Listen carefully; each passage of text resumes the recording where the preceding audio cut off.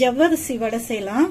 அதுக்கு ஜவ்வரிசி வாங்கி நல்லா வாஷ் பண்ணிட்டு சுட தண்ணி போட்டு ஒரு 3 மணி நேரம் ஊற வச்சிருங்க.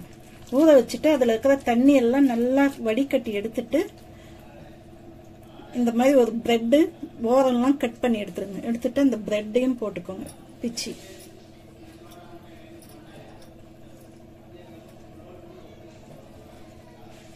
அதுக்கு தேவையான வெங்காயம்,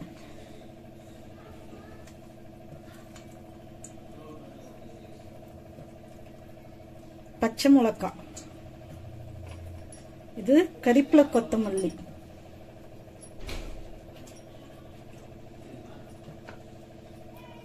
இஞ்சி பூண்டு பேஸ்ட் 1 ஸ்பூன், அதுக்கு தேவையான சால்ட் போட்டு நல்லா கலந்துக்கோங்க. பிரெட்டை நல்லா உடைச்சி விட்டுக்கோங்க. எல்லாம் மிக்சியில கூட போட்டுக்கலாம்.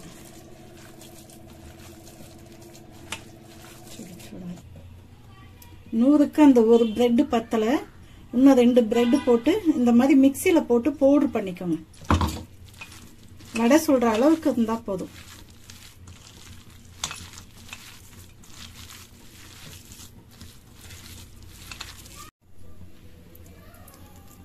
வடை தட்டுற மாதிரி தட்டி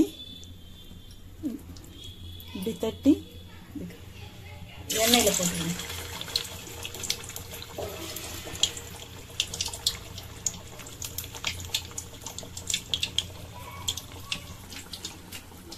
வடை தட்டுற அளவுக்கு கரெக்டா இருந்தா போதும். அந்த அளவுக்கு பிரெட் போட்டா போதும்.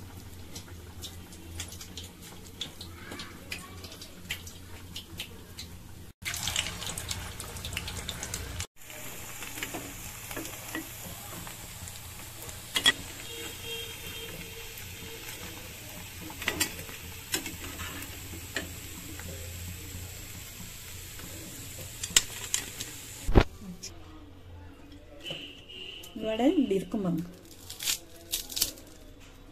இப்படி நல்லா மொரன்னு இருக்கும். ஜவ்வரிசி வடை இப்படி செய்யுங்க. எங்க வீடியோ பார்த்ததுக்கு ரொம்ப நன்றி.